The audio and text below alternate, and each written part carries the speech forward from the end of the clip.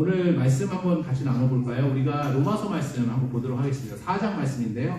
4장 1절부터 12절까지 말씀입니다. 4장 1절부터 12절인데 제가 한 절 읽고 여러분들이 한 절 읽고 이렇게 해서 우리 한번 같이 읽도록 하겠습니다.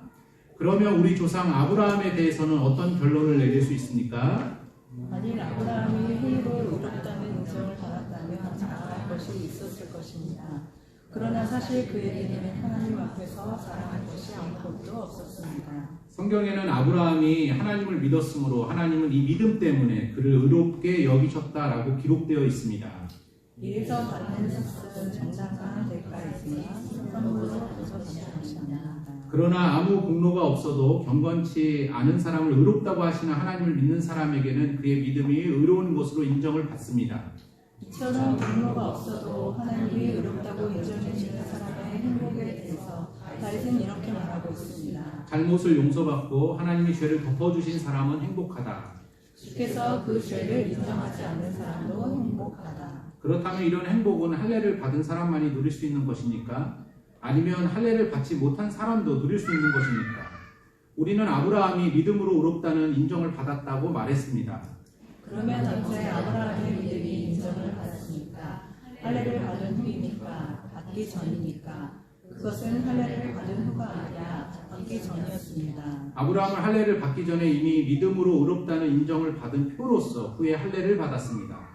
그래서 아브라함은 할례를 받지 않고도 하나님을 믿어 의롭다는 인정을 받은 모든 사람들의 조상이 되었습니다. 그는 또 할례를 받은 사람들의 조상이기도 합니다. 다시 말해서 그는 할례를 받은 사람들뿐만 아니라 우리 조상 아브라함이 할례를 받기 전에 가졌던 믿음을 조차 쌓은 사람들의 조상으로 된 것입니다. 아멘, 아멘. 오늘 말씀의 제목을요 이렇게 한번 정해봤습니다. 믿음으로 삶의 도약을 이루라. 믿음으로 삶의 도약, 진보. 믿음을 가지고 한 번 더 이렇게 탁 뛰어오르는 거 있잖아요, 그렇죠? 믿음으로 그러한 우리의 삶을 이루었으면 좋겠다라는 말씀 함께 나눴으면 좋겠습니다. 저희 교회는 지금 계속 로마서 말씀을 사실은 나누고 있어요. 그래서 1장부터 계속 지금 나누는데 오늘 딱 이제 4장에 와가지고 또 여러분들이랑 또 같이 또 함께 나누게 되어서 너무 감사합니다. 우리는 하나님을 이렇게 보면 믿는다라는 표현을 많이 하죠. 믿는다. I believe in God. 뭐 이렇게 믿는다라는 표현을 합니다. 그런데 정말 하나님을 믿는다라는 것이 뭐냐라는 것이죠. 뭐냐. 물론 우리가 이제 로마서 앞에는 보면은 믿음 전에 다른 반대적인 어떤 개념들 많이 얘기를 벌써 로마서가 하고 있는데요. 그렇다면 우리가 믿는다라는 것이 무엇이냐. 특별히 오늘은 제가 이 아브라함이라는 사람이 여기 나오잖아요. 보면은 그 아브라함의 삶을 통해서 믿는다는 것이 무엇인지 한번 두 가지만 말씀 함께 나눴으면 좋겠어요. 첫 번째로 믿는 것은 뭐냐면은 믿는 것은 부르는 것이다 라고 이렇게 말씀드리고 싶어요. 부르는 것이 믿는 것이다. 부르는 것이다. 그러니까 하나님을 아버지, 하나님, 이게 지금 믿는 것이에요. 부르는 것이. 부르는 것이 믿는 것이에요. 사실은 이 부른다라는 것이 쉬운 것이 아닙니다. 쉬운 것이 아니에요. 근데 이게 부르는 것이 믿는 것이다. 이 부른다라는 것은 굉장히 중요하죠. 왜냐하면 이 부르는 일을 통해서 어떤 일이 일어나냐면요. 관계가 형성이 돼요. 내가 부를 때. 그렇죠? 집사님 하면은 저와 이제 뭔가 이제 그렇죠? 목회자가 또 관계가 될 수도 있고. 뭐 이 관계가 형성이 되기 때문에 부르는 굉장히 중요한 것입니다. 여러분 여기도 우리 아이들 참 많이 있는데요. 아이가 태어납니다. 그러면 그 아이가 자라가면서 부모와의 관계 속에서 아빠, 엄마 이렇게 부르잖아요. 그 부름을 통해서 시작되어지는 거죠. 관계가. 야 이제는 아빠. 내가 아빠, 내가 엄마 이렇게. 그리고 자기가 아빠라고 부르는 순간에 자기는 뭐가 돼요? 나 딸이야. 이 얘기 아니에요? 나 아들이야. 이 얘기죠. 부르는 걸 통해서. 그래서 엄마라고 부르는 순간에 관계, 사랑의 관계가 이제 되어지는 것이고요. 아빠라고 부르는 순간에 이제 나 의지할 거고, 나 도움받을 거고, 삶의 모든 것은 나 공급받을 거야. 그런 거 아닙니까? 그렇죠? 아빠라고 부를 때. 그래서 여러분 하나님을 믿는 것의 출발은요. 부르는 거예요. 부르는 거. 부르는 거. 좀 어렵지만 그래도 이렇게 부르는 것이 하나님을 하나님, 아버지 이렇게 부르는 것입니다. 이 부르는 것의 중요성에 대해서 생각하다가 저희 교회 찬이를 좀 많이 이용할게요. 찬이가 이제 반주를 해주잖아요. 저희 교회 반주해주고 있는데요. 제가 저번에 졸업식은 못 갔는데 졸업 연주회는 다녀왔어요. 근데 이제 가기 전에 아내랑 이야기를 했어요. 이런저런 얘기를 하다가 아내가 저한테 그러는 거예요. 우리 찬이 졸업 연주회 하는데 어떤 선물 들고 가면 좋을까? 이렇게 얘기하네요. 그래서 내가 우리 찬이? 딱 우리라는 단어를 그 찬인데 우리라는 단어 하나 넣는데도 제가 이제 졸업 연주회 가는데 그 발걸음이 좀 다르다라는 느낌이 딱 있었어요. 평상시에는 찬이 하다가 우리 찬이 하니까 그렇죠. 그러니까 우리라는 단어를 넣어서 부르게 되니까 이 찬이의 삶의 모든 일들이 나의 삶의 일들처럼 되어지는 거 아닙니까? 느껴지는 거 아닙니까? 우리 찬이 이렇게 어떻게 이렇게 사람 부르느냐, 커밍하느냐 굉장히 중요하다는 것이에요. 여기 지금 로고스 라이프 교회 저희가 이제 예배 같이 드리고 있습니다. 근데 이제 로고스 라이프 교회를 표현할 때에 여기 다니고 있는 성도분들 계시잖아요. 아, 나 로고스 라이프 교회 다녀, 로고스 라이프 교회 이렇게 말하는 분들이 있을 수 있고요. 또 어떤 분들은 우리 교회 있잖아, 우리 교회 이렇게 우리라는 단어로 교회를 표현할 수도 있을 것 같아요. 근데 아, 로고스 라이프 교회 있지, 이 교회 있잖아, 이런 교회 있잖아, 이렇게 하는 거랑 느낌이 그렇죠? 우리 교회 있잖아, 점심 맛있어, 우리 교회 있잖아, 성도들 우리라는 단어 하면 이 온도차가 있다라는 것이 느껴지지 않나 보죠? 우리 자들 저만 느껴지나? 그렇죠? 언어에도 온도가 있다고 그러잖아요. 그래서 우리가 묻는다라는 것은 하나님을 부르는 것으로부터 시작되어진다. 부를 때 관계가 형성되어진다. 그렇죠? 부르는 게 굉장히 중요합니다. 중요해요. 그래서 우리는 하나님을 아버지라고 부르죠. 내가 아버지라고 부를 때는 하나님 아버지가 난 뭐예요? 난 자녀가 될 수 있다라는 거 아니겠어요? 그렇죠? 주님이라고 부르면 뭐예요? 주님이니까 내 삶을 다스려 달라. 이거 아닙니까? 그 관계가 형성되는 거죠. 오늘 다윗도 표현했지만 다윗은 주님을 뭐라고 불렀죠? He is my shepherd. 주는 여호와는 나의 목자시니 내가 부족함이 없다라고 그랬잖아요. 그러니까 이 하나님을 목자라고 불렀을 때 나는 양이라는 뜻이거든요. 그 관계를 자기가 만들어가는 거죠. 부름을 통해서. 그렇죠? 난 따라가겠다. 리더 대신 하나님을. 그런 거 아니겠어요? 여러분 창세기에 보면은 오늘 제가 아브라함 얘기를 좀 하는데 아브라함이 한 번은 죽을까봐 굉장히 겁이 많이 났습니다. 왜냐하면은 아브라함이 죽을까 왜 겁냈냐면 아내가 너무 이뻤던 것 같아요. 아내가 이뻐서. 그래서 아내인 사라를 뭐라고 속였죠? 내 시스터, 내 누이라고 부르지 않아요. 부르죠. 근데 사실 이건 아무것도 아닌 문제가 아니라 사실 굉장히 심각한 문제가 되죠. 왜냐하면은 누이라고 내가 부르는 순간, 아내인데 누이라고 부르는 순간 그 관계가 부부 관계가 깨지는 거 아니겠어요? 그렇죠? 관계가 깨지는 거 아니겠습니까? 그렇죠? 아무것도 아닌 존재가 될 수 있다라는 것이에요. 옆에 사람이 누구야 하면 내 아내야 하면은 내 아내 하면 나는 누구예요? 남편이 되는 거예요. 그렇죠? 이게 굉장히 중요한 어떤 부름이 굉장히 부른다는 것이 굉장히 중요하다는 것이. 여기 보면 이제 결혼하신 여성분들이 이렇게 계신데 남편이랑 길을 가고 있어요. 근데 어떤 분이 옆에 분 누구세요? 에이씨 아저씨가 이렇게 하면은 그건 이제 자기가 아내가 아니라는 걸 말하는 거잖아요. 그렇죠? 난 아내가 아니야 이 사람. 이걸 표현하는 거 아닙니까? This guy 하면 뭐 그냥 guy라고 해버리면 아니잖아요. 남편이에요. 제 남편이에요 하면은 난 아내라는 걸 말하는 거죠. 하나님을 아버지라고 하면 난 그의 자녀라는 걸 표현하는 거죠. 마찬가지로 하나님과 나와의 관계에서도 하나님을 뭐라 부르느냐, 예수님을 뭐라 부르느냐, 여기서부터 이제 믿는 자가 된다라는 것이. 믿는다라는 것은 여기서부터 된다는 것이. 그래서 예수님도 이 가이사랴 빌립보에서 제자들에게 물어보셨잖아요. 너희는 나를 뭐라고 부르냐? 나를 뭐라고? 그러니까 하나님도 이 부름에 대해서 굉장히 관심이 많으셨던 것 같아요. 그때에 베드로가 말했죠. 주는 뭐예요? 그리스도시요. 살아계신 하나님의 아들입니다. 그러면서 여기서부터 관계가, 릴레이션십이 시작되어진다는 것입니다. 그래서 여러분 우리의 신앙이라는 것이 뭐냐? 부르는 거예요. 쉽게 얘기해서. 그렇죠? 우리의 믿음은 부르는 것이다. 뭘 부르고 있느냐? 그겁니다. 그래서 연세 드신 분들, 저 어르신 분들 보면은 이렇게 신앙생활 하시는 분들 보면은 말끝마다 또 힘들 때마다 저도 가끔씩 그러는 것 같아요. 주여, 주여 이런 말 하잖아요. 그렇죠? 주여, 뭐 어려운 일 있을 때는 주여. 그 주여 할 때 뜻이 뭡니까? 예수님만이 내 삶의 주인이라는 거잖아요. 그렇죠? 주님이 말씀하시면 그 말씀 따라가겠다. 지금 형편이 어렵고 주변에서는 이런저런 얘기해도 아유 주여 하면은 주님 알아달라는 거 그런 거잖아요. 그렇죠? 부르는 거 아니겠습니까? 그렇죠? 그러한 고백이 그러한 어떤 부름이 있을 때에 우리의 삶의 이상의 거기서부터 회복이 일어나고요. 거기서부터 뭔가 삶의 변화가 있을 수 있다라는 것입니다. 우리가 아이를 낳고 나서 부모로서 제일 기쁠 때가 언제예요? 언제입니까? 어린 아기가 이제 아빠 엄마라고 이제 부를 때 아니겠어요? 예를 들어 특별히 아빠분들이 그렇다고 그래요. 아빠라고 부를 때 그 아빠라는 말 속에 그 온 존재의 무게가 느껴지는 그 행복 아빠 하고 부를 때 그래서 세상 다 얻은 것 같은 아무것도 없으면서 그런데 다 얻은 것 같은 그런 느낌을 갖는 거 아니겠습니까? 그리고 아기들도 그렇잖아요. 아기들이 뭐가 무게가 있겠어요? 아빠 이게 무기예요. 엄마 이게 무기 아닙니까? 그럴 때에 이제 엄마 아빠도 행복을 느끼고 그 자녀들도 그 관계를 이루어 나가려고 하는 거죠. 제가 이제 딸이 하나가 있어요. 딸이 하나, 아들이 셋이, 딸이 하나 있는데 딸이 그 배구를 좋아합니다. 배구를 좋아하는데요. 배구를 하다 보니까 체력이 좋아져요, 점점. 그러니까 시간만 나면은 저한테 배구하자고 하거든요. 예전에 체력이 없을 때는 안 그래도 체력이 좋아지니까. 그러니까 학교 갔다 와서 저녁 먹기 전에 배구하자고 그러고 아니면 저녁 먹고 나서 배구하자고 집 앞에 공원에서 이렇게 해요.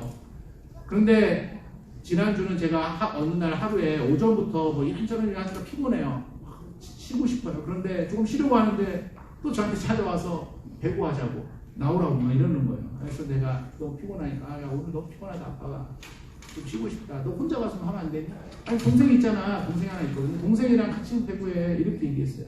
그래서 안 가려고 그랬거든요. 그랬더니 제가 아까 말씀드렸잖아요. 딸의 무기가 있어요. 아빠야. 그때부터 아빠를 부르기 시작하는 거예요. 근데 그냥 아빠 이게 아니라 아빠 뒤에를 막 꼬면서 아빠. 근데 처음에는 이게 엄청 짜증이 나는 거예요. 아빠 계속 부르니까 쉬고 싶은데. 근데 처음에는 귀찮다가 계속 들으니까 이 아빠의 사명감이 생기는 거예요. 아빠라는 말에 가야 되는 건가 이 사명감이. 그 아빠라는 부름에 그 아빠들은 그게 있어요. 그렇죠? 어느 순간은 사명감을 막 주는 거예요. 사명감을. 그리고 결국 나가서 배구했단 말이에요. 결국 나가서. 여러분 마찬가지 우리도 하나님 앞에서 믿는 자로서의 출발, 믿는다라는 것은 이제 아빠, 하나님 아버지 부르는 겁니다. 하나님밖에 없어요. 주밖에 없어요. 이것이 바로 믿는 자라는 것이. 하나님도 그러지 않겠어요? 심지어 인간의 아빠인 저도 아빠 계속 부르면 결국에는 사명감인데 하나님 아버지 계속 부르면 어느 순간 하나님 더 하시지 않겠냐고요. 우리 한번 불러볼까요? 하나님 하고 한번 불러보실래요? 하나님 한번 같이 불러볼까요? 시작. 하나님. 한 번 더 아버지 한번 불러볼까요? 아버지. 하나님 아버지. 그 찬양도 있잖아요, 그죠? 아버지 내 삶의 모든 것 되신 주. 아버지 내 삶의 모든 것 되신 주. 사랑합니다. 뭐 이 찬양 있잖아요. 아버지 부르는 거잖아요. 자꾸 부르는 거잖아요. 그렇죠? 마찬가지입니다. 우리도 하나님 앞에서 이렇게 부르는 일 굉장히 중요하다고 생각해요.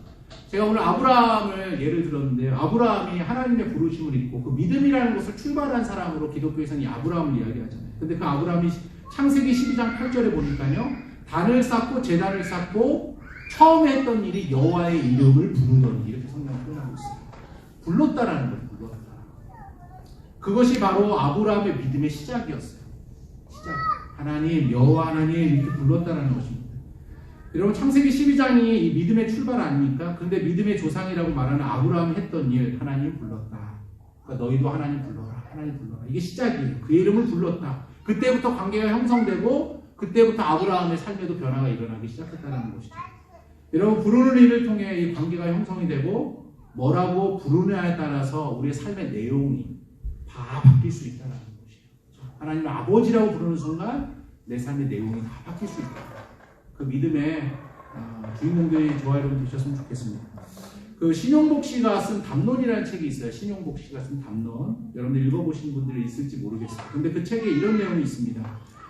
그 책의 내용 중에 보암 선생님이라는 분이 등장을 해요. 보암 선생님이라는 분이 등장합니다. 근데 이분은 존경받는 분으로서 감옥에 그 양심수로 계셨던 것 같아요. 감옥에서.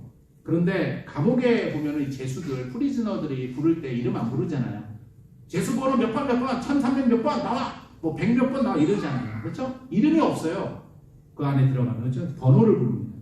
그런데 한 번은 이 고암 선생이라는 분이 어떤 청년에게 물었다는 것이에요. 자네 이름이 뭔가? 이렇게 물었대요. 이름이 뭔가? 그랬더니 이 청년이 왜 이름을 모르세요? 그러니까 세속적인 말로 쪽팔리다 이거죠. 왜 내 이름을 부르냐? 여기 들어온 것도 쪽팔린데 왜 이름을 이거예요. 그런데 또 한 번 물어보는 거예요. 이 고암 선생님이. 자네 이름이 뭐지? 이렇게 물어봤어요. 여론이 물으니까 대답 안 하기도 그래서 대답을 했죠. 이름이 응일이었던 것 같아요. 응일. 제 이름이 응일이에요. 응일. 이렇게 얘기했어요. 그랬더니 이분이 한 번 더 물어봤어요. 그 일자가 응일 할 때 일자가 한일자냐? 그죠? 일자냐 한일자냐? 이렇게 물어봤어요. 그랬더니 네 맞아요. 한일자입니다. 그랬어요. 그랬더니 이 고암 선생님이 돌이켜서 한숨 쉬면서 혼잣말로 이렇게 얘기했대요. 우리 집 큰아들이 징역 와서 고생하는구나. 이러면서 이렇게 가더래요. 그냥. 우리 집 큰아들이 징역 와서 고생하나요? 이렇게 가더래요. 여러분 옛날에는 이렇게 어른분들이 이름 지을 때 장남이나 큰아들한테 일자, 첫 번째 새가 일자를 줬다는 일자, 그죠? 김정일 아시죠? 김정일도 장남이래, 장남. 그래서 김정일, 뭐 명일이, 이름 보면은 명일이, 뭐 경일이, 남일이, 저희 집에도 영일이, 일자는 항상 이렇게 어른들이 첫 번째, 그죠? 일자를 붙였대요. 그래서 이 장남인 일자를 붙는데 이 사람도, 이 청년도 응일이었던 거예요. 응일이. 그러니까 이 고함 선생님이 아 장남인가 보다 하고 아이고 네 집 장남이 고생하는 거 이렇게 얘기했던 거예요. 그런데 이 말을 듣는 순간 이제 그 막 시시낙낙하고 좋았던 이 청년이 그날 저녁부터 심각해지는 거예요. 청년이. 왜냐하면 이 말을 듣는 순간 자기가 잊어버렸던 내가 큰아들이구나라는 게 생각이 나는 거예요. 이 부름을 통해서. 큰아들, 누구지 큰 장남인데 이렇게 불렀는데. 그러면서 자기가 큰아들이라는 걸 생각하니까 자기와 연결된 아버지가 생각이 갑자기 났고 또 큰아들이다 보니까 어머니가 또 생각이 나고 아 내가 큰아들이었구나. 그러니까 동생들이 막 생각나고 형제 자매들이 막 생각이 나서 한숨도 잠을 못 자면서 그 자기의 존재를 생각하게 된 거죠. 그러니까 이 고함 선생님의 부름을 통해서 관계를 불러내는 거예요. 관계를. 큰아들 하니까 관계가 쫙쫙쫙 나오는 거예요. 그래서 한숨도 이 청년이 잠을 이루지 못했더라. 이런 이제 얘기를 했어요. 여러분 부른다라는 거 이렇게 중요한 거죠. 부른다, 뭐라고 부른다. 여기서 관계가 다 형성되는 거예요. 관계가. 여러분 우리 교회 안에서도 마찬가지잖아요. 디모데전서 5장 2절에 보니까요. 이렇게 말하더라고요. 늙은 여자를 보면 어머니같이 대하고 젊은 여자를 보면 깨끗한 마음으로 자매대하듯이 대하라. 이렇게 얘기해요. 그렇죠? 똑같죠. 늙은 남자를 보면 아버지 대하듯이 그리고 젊은 남자를 보면 형제같이 대하라. 여러분 교회 안에서는 누구누구시 이렇게 잘 안 하잖아요. 그렇죠? 아 누구누구시 왔어요. 이렇게 안 해요. 형제, 자매 이렇게 부르잖아요. 그러니까 그리스도 안에서 주님 안에서 한 형제, 한 자매라는 거잖아요. 그렇죠? 그러니까 그 칭호송에 관계와 메시지가 다 숨겨져 있다. 그러니까 어떻게 이제 부르느냐 이거 굉장히 중요하다는 것입니다.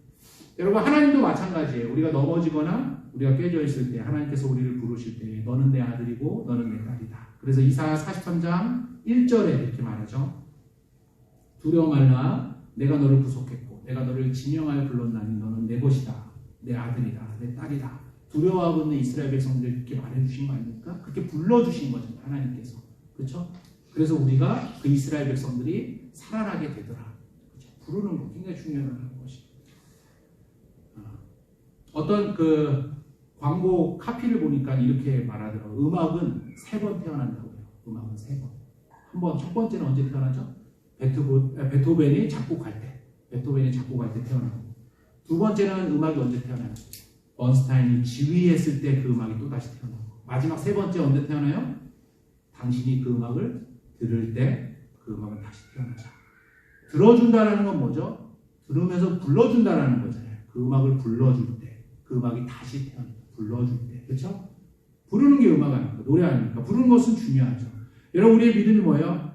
하나님을 부르는 겁니다. 하나님을 부를 때요, 내 안에 믿음이 태어나요. 부를 때. 그렇죠? 부를 때. 움직입니다. 내가 아버지, 하나님 부를 때 믿음이 꿈틀거리는 것이에요. 아버지, 예수님, 주님, 나의 인도자, 나의 목자. 이렇게 저와 여러분들이 하나님을 부를 수 있는 은혜가 있기를 원합니다. 그때부터 구원의 역사가 일어난다라는 사실이에요. 여러분의 삶에 어려움이 있습니까? 또는 말 못할 어떤 고통과 어려움과 걱정들이 많이 있습니까? 해결하지 못하는 문제들이 있습니까? 이번 한 주 동안 하나님 아버지 이렇게 한번 불러보세요. 아버지가 자녀들 돌보듯이 하나님께서 우리를 돌보시고 건져주실 것입니다. 그래서 여러분 하나님을 믿는다라는 것. 첫 번째 뭐라고요? 부르는 거예요. 그렇죠? 믿는다. 나는 믿는다 할 때 부르는 것입니다. 그러한 축복이 저와 여러분들 가운데 있기를 간절히 소망합니다. 한 가지 더 말씀드리면요. 믿는다라는 것은 무엇이냐? 하나님께서 부르셨잖아요. 관계가 형성됐잖아요. 그러면 이제 하나님께서 무언가 우리 가운데 제안하신다는 거예요. 서제스트 할 때에 그때 예하고 따라가는 게 믿음이에요. 예하고 따라가는 게 믿음입니다. 그렇죠? 이것을 신학적 용어로 굳이 표현한다면 순종이라고 말할 수 있겠죠. 순종. 그래서 순종은 딴 것이 아니라 하나님께서 어떤 걸 또 제안하고 또 제안하면은 예하고 따라가는 거. 이거 순종이에요. 그리고 이게 믿는 것이다 하는 것입니다. 오늘 우리가 읽은 본문 3절에 보면요. 성경에는 아브라함이 하나님을 믿었으므로 하나님은 이 믿음 때문에 그를 의롭게 여기셨다. 이렇게 기록되어 있어요. 이것은 창세기 15장 6절에 있는 말씀인데요. 아브라함이 믿었더니 그것을 하나님께서 의로 여겨주셨다. 이렇게 지금 로마서 4장의 말씀을 이야기하고 있죠. 그럼 뭘 믿은 거죠? 아브라함이 뭘 믿었길래 그 믿음을 의로 여겨주셨냐는 것이에요. 예를 들면 창세기 이제 12장의 말씀에 보면요. 여러분들 잘 알다시피 하나님께서 갈대아 우르라는 곳에 살고 있는 아브라함에게 제안하셨어요. 제안. 뭐라고 했죠? 너는 너의 고향, 친척, 아비 집을 떠나 내가 내게 지시하는 땅으로 가라. 이렇게 제안하셨었죠. 그렇게 하라. 그리고 난 다음에 이런 축복을 약속하셨죠. 너로 큰 민족을 이룰 것이고 내게 복을 주고 창대하게 할 것이고 너는 복이 될 것이고 너를 축복하는 자를 내가 축복하고 너를 저주하는 자를 내가 저주할 것이다. 이렇게 하나님이 제안하셨습니다. 그러니까 이 제안에 이해하고 가면은 그 믿음으로 가는 거예요. 그런데 아브라함은 그렇게 했다라는 것이죠. 그리고 그것이 믿음이다라고 말하는 것이죠. 하고 그 제안에 팔로우하고 쫓아가는 것. 그것이 바로 믿음이다라는 것이죠. 여러분 매년 이렇게 성탄절이 되면 그 등장하는 인물이 있죠. 어떤 인물이죠? 산타클로스. 그렇죠? 산타 할아버지가 등장합니다. 저는 개인적으로 산타 할아버지를 좋아하지는 않아요. 성탄절에 나타나서 만들어가지고 캐릭터를. 그렇죠? 예수님이 주인공인데. 그런데 한 가지 그 산타 할아버지 이야기 중에 루돌프 사슴 이야기에는 조금 메시지가 있는 것 같아요. 루돌프 이야기. 루돌프 사슴들 중에 왕따 당한 사슴이 있었던 것 같아요. 왕따 당한 사슴. 왜 왕따 당했죠? 코가 반짝거리고 왕따 시킨 것 같아요. 다른 사람들이 막 놀리고 너는 왜 코가 반짝거리고 놀리고 막 싫어했어요. 그런데 유독 이 산타 할아버지가 와서 야, 너 코가 참 밝아서 좋다. 그랬던 거 아니에요? 그렇죠? 밝아서 좋다. 그리고 그에게는 양점이고 왕따 당하는 내용들을 오히려 이 산타 할아버지가 인정해주고 칭찬해준 거 아닙니까? 그래서 그 코가 반짝이는 사슴이 다시 회복된 거잖아요. 난 괜찮은가 보다 하고 막 살아난 거 아니에요? 그런데 그 다음에 산타 할아버지가 어떻게 했죠? 한 가지 서제스트 했죠. 제안했죠. 뭘 했죠? 썰매를 좀 끌어주려. 이렇게 제안한 거예요. 내 썰매를 끌어줘. 제안한 거예요. 그랬더니 이 루돌프 사슴이 어떻게 한 거예요? 한 거 아니에요? 지금까지 끌고 있잖아요. 해가지고 지금까지도 죽어라고 성탄절 매년만 되면 몇백 년 된 거 아닙니까? 지금까지도 끌고 다니는 거예요. 하고 산타 할아버지 제안은 이것이 바로 믿는 것이다 라는 것이 믿는 것이다. 여러분 마찬가지로 하나님께서 오늘도 우리에게 분명히 뭐 가만히 계시지 않고요. 계속 제안하세요. 예배를 통해서 말씀, 또 찬양 부를 때, 또는 기도할 때, 또는 신앙의 사람들을 통해서 때로는 환경과 상황, 때로는 자녀와 부모들 끊임없이 하나님 우리의 삶 속에 제안하십니다. 여러분 신앙생활 뭐 어려운 거 아니고요. 믿는 거 진짜 어려운 거 아니에요. 그냥 하나님이 나를 사랑하시는 하나님이 이런저런 제안하실 때 하고 쫓아가는 거. 또 이렇게 말씀해. 이때에 우리가 알지 못한 놀라운 일들을 우리의 삶에 기대할 수 있고 오늘 말씀의 제목적으로 삶의 도약, 삶의 진보, 뭔가 점프할 수 있는 한 가지 이걸 이뤄갈 수 있다는 것입니다. 고린도서 1장 19절에 보면요. 예수 그리스도는 예하고 아니라함이 되지 아니하셨으니 그에게는 예만 있느니라 이렇게 말씀하고 있어요. 예수님은 하나님의 제안에 다 예하셨다는 거 아니에요? 하나님이 이렇게 해라 저렇게 십자가까지도 이해하신 거죠. 그래서 하나님을 잘 믿는 어떤 믿음의 표상으로 예수님을 이제 말하는 거 아닙니까? 하나님의 약속은 얼마든지 그리스도 안에서 예가 되니 그런즉 그로 말미암아 우리가 아멘하여 하나님께 영광을 돌리느니라. 우리의 본이 되신 예수 그리스도 안에서 우리도 얼마든지 하나님의 제안에 예할 수 있다. 얼마든지 그리스도 예수님도 하셨기 때문에 그 안에서 우리는 할 수 있다라는 것입니다. 여러분 아브라함은 나이가 75세 때 하나님의 부르심을 받고 이 약속의 서대시천을 받았고 그 땅을 떠나라는 제안을 75세 때 예했어요. 75세 때. 원래 나이가 들면 들수록 어떻게 돼요? 보수적으로 변하잖아요. 그리고 움직이기를 싫어하지 않습니까? 그런데도 아브라함은 핑계대지 않고 궁시렁대지 않고 예하고 갔다라. 이것이 바로 믿음이다. 그리고 이 믿음의 사건이 아브라함의 일대기를 만들었다. 이것입니다. 여러분 말씀을 맺겠습니다.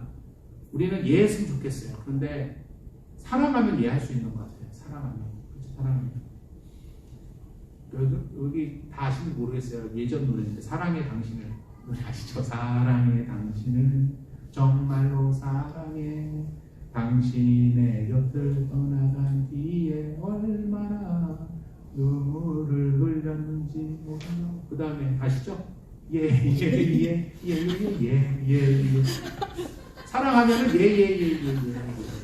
얘가 몇 번 나오는지 아세요?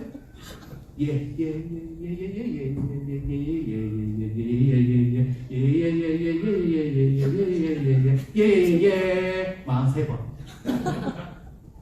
43번. 얘를 43번이나. 예. 사랑하면 예.